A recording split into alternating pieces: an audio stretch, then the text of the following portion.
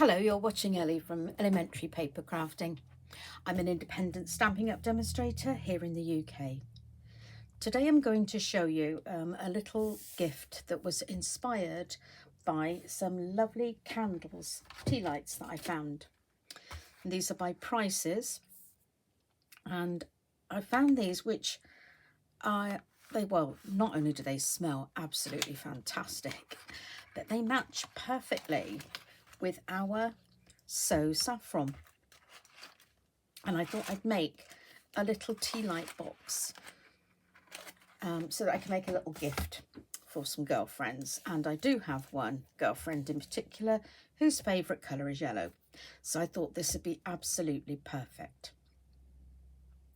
So to start with, I have a piece of cardstock which measures 5 3/4 by 4 7/8 inches. I'm going to start just by roughly decorating this piece of cardstock, and I haven't used DSP. I'm not going to make it in card and cover it in DSP because there's not a lot of surface area to actually cover, so I thought it would be better just to stamp a piece of our basic white cardstock.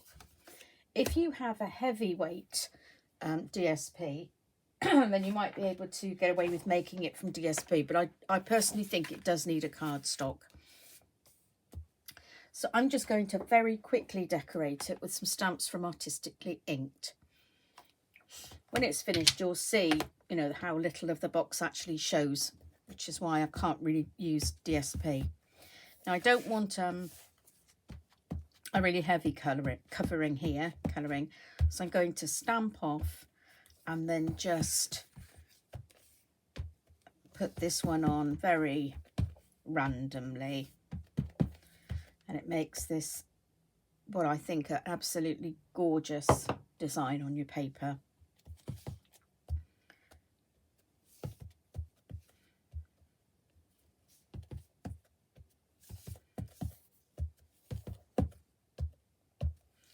As you can see, you can stamp off several times and it still shows up really nicely. I think I'll just do a couple more around the edges, and that will be absolutely plenty. You won't even see a lot of that, but that just takes the starkness from the colour of the paper, from the white, and gives it the match to the candle. Okay, so having done that, we're now going to bring in our Stampin' Up trimmer and do some scoring. So in the landscape orientation, which is the wider edge this way, I'm going to pop it in my trimmer, and on this side all I'm going to do is bring it to the 5/8 of an inch mark down the bottom here. 5/8 is 2 little marks past the 1/2 inch. 5/8 of an inch, okay, and then score. And then I'm going to turn it 180 degrees and repeat that, so back to the 5/8 of an inch mark. So you have 5/8 of an inch on either side. Then turn it 90 degrees so that you have it in portrait orientation. And we're going to score at 5/8. So I'm going to go along here.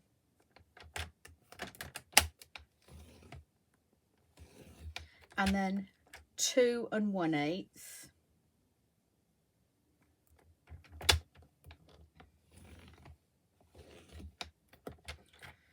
Two 3/4, and 4 1/4.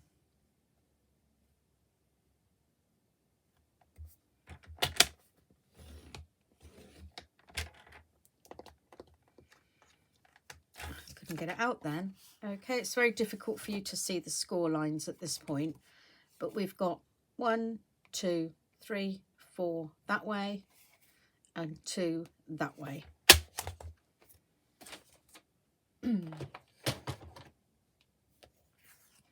So now we're just going to fold and burnish all of those lines.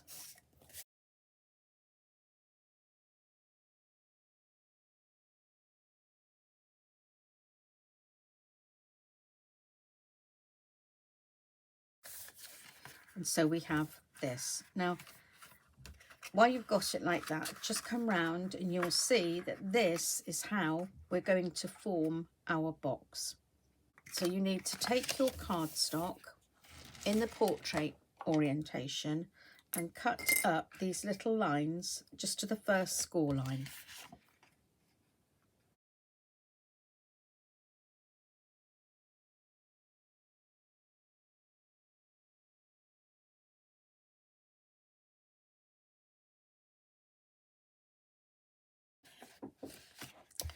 So now we'll take away those little edges. So we just cut a little wedge into each side of these tabs.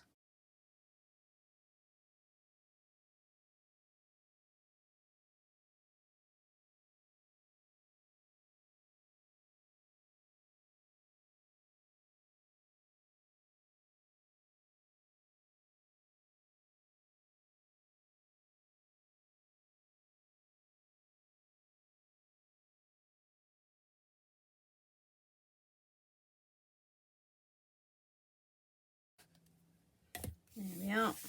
Get rid of all my little bits. Now just check everything looks nice here. I could actually take that. I think I didn't quite go to the edge there, so take that bit off and that'll look neater when we make up the box. So yeah, we're good to go now. Now we're going to take out a piece at the front for a piece of acetate, and the way I do that is to bring in my trimmer again. And this can be a little bit tricky, and I find the best way to do this is to hold it this way, and I can see my markings here much clearer. There's a little mark on the blade here that shows you where the blade actually is. So if you bring it to the 10 centimetre mark, if you bring that mark there to 10 centimetres, that's where your blade is, and that's really useful. So I want to cut out a piece here in the lid and leave 1/4 of an inch all the way round. So the way to do that is to put this in. Now I know this measures 5/8, so if I bring it in 1/4 of an inch, that's 7/8. So if I bring it up to the 1 inch mark and then move it back 2/16, that is 7/8. So then if I move this again to 7/8 of an inch, I know that that will be 1/4 of an inch inside my lid. And then if I bring it up 7/8 from the bottom, that's 4 7/8. Just check that's right. Now if I leave the blade there and turn this round and put it in, so now I need to measure 1 7/8 because it'll leave a 1 inch gap here. So if I measure 1 7/8, that will bring my blade down to here.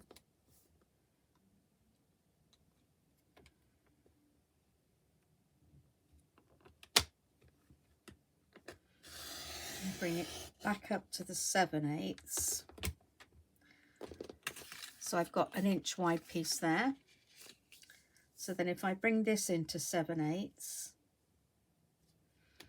pop it down and bring it down to the 1 7/8. That's cut out beautifully. Bring it back round and pop it to the 7/8 mark here. And then I will need to move it this time because we're down here. So that's going to be 7/8 from the bottom. Let's just move that away down there. So 7/8 from the bottom through here.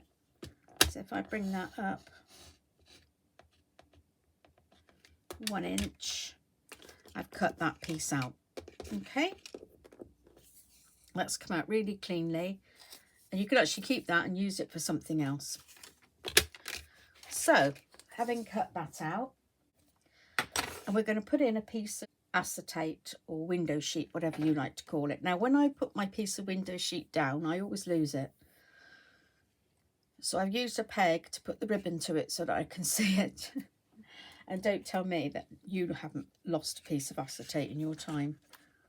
So I've cut this piece to be about an eighth of an inch bigger all the way around. So that's 1/4 of an inch bigger than my gap. So this was 1 inch wide. So I've cut this to 1 1/4 inches wide. And this is, I think it was 4 1/8. So I've cut this to 4 1/4. Okay. And then I'm going to use a very, very thin double-sided tape to go all the way round to stick it to there. So just to make sure I don't stick it to my grid paper, I'm going to use my silicone mat.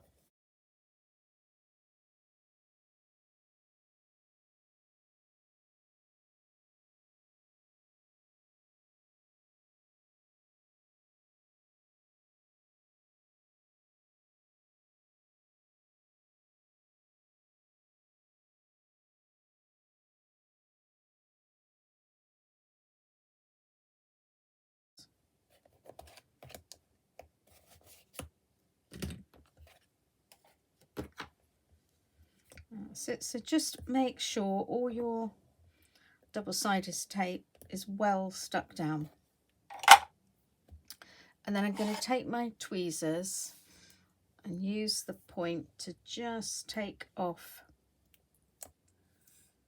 a little bit at each corner. And then I can just stick the corners down, or just anchor it at the corners before I actually commit to sticking all of it down. So then bring it to the wrong side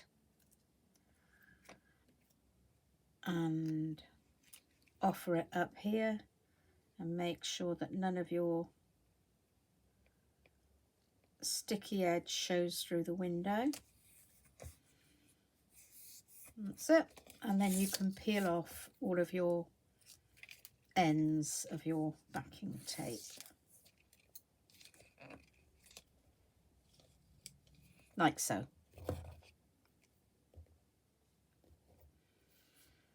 And then we have the acetate in place.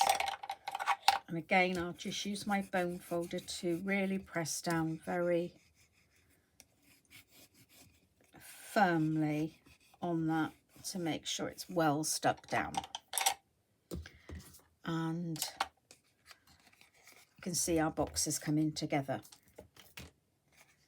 Now to stick it all together, we bring up the two sides and all these little tabs.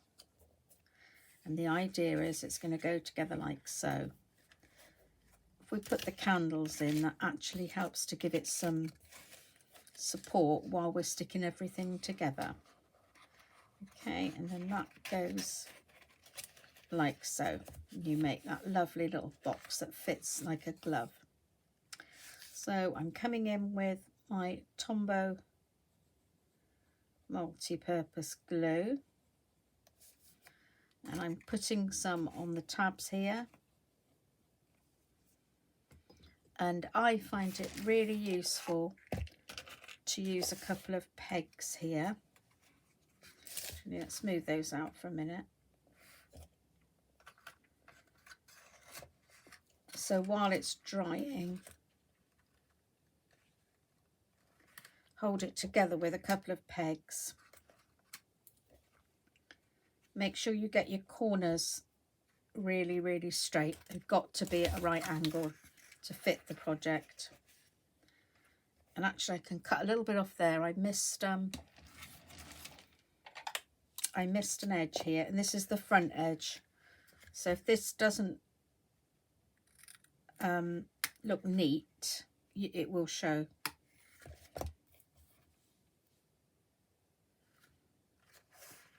You can push this down while you're sticking these bits together. It sometimes helps to see what you're doing better. So a bit more glue on there. You don't need ever such a lot of glue on these little tabs. Enough to stick it, but you don't want it oozing out from the sides.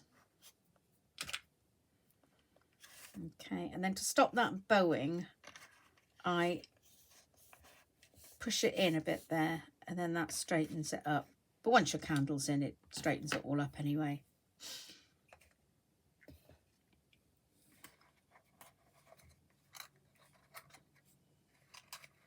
And then I'm not going to stick those bits down until the lid's closed, because then you get a better fit. So while that's just setting up, I'll show you what I did here. These gifts are going to be for some friends for Thanksgiving. I know I'm not in America, and we don't do Thanksgiving over here, but a friend of ours does have an American connection, and they're going to have a Thanksgiving dinner, and so she's decided that we'd have one too. So I'm making these, and I found on To a Wild Rose we've got this lovely well, and Grateful to Know You. So I've taken off the and just put my tag as Grateful to Know You. So I think that will go down really well. So let's just take the pegs off, pop my candles in, and see how this is looking. Now, just because it's me, I do like to have all my little candle wicks facing the same way. I just think it looks neater in the box. So I'm going to stick down my first tab here on one side and hold that together firmly, turn it over so that side we know is stuck down, and then fit this bit and stick it round while it's on the box. Now you know it fits snugly, but it's not going to be too tight to actually open it. It's tight enough.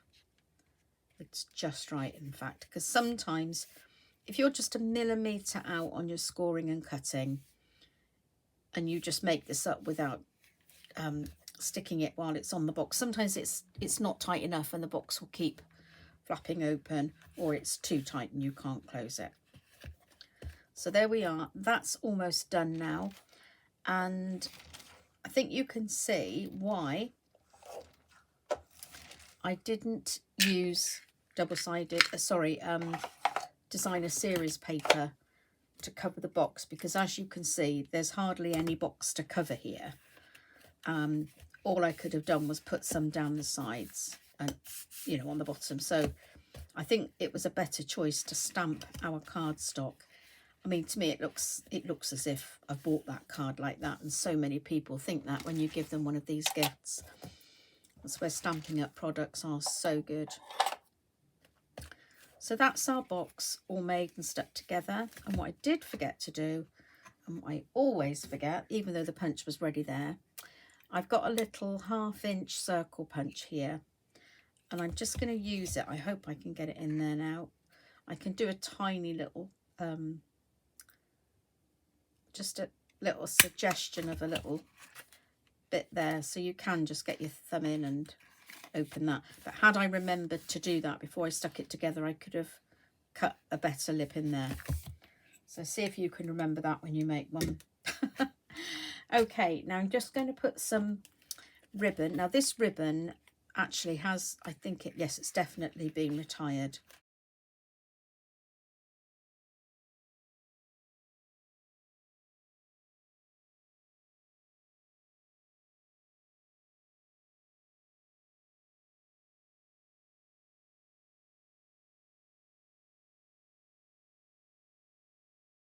And just tie this off.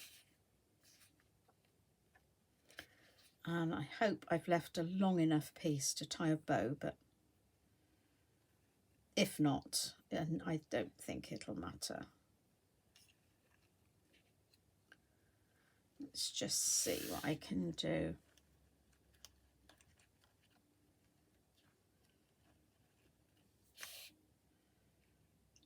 Yeah, I got a bow there, and this bit I know I haven't got enough for a bow. So I'm just going to tie it roughly like that and just cut the ends a bit nicer.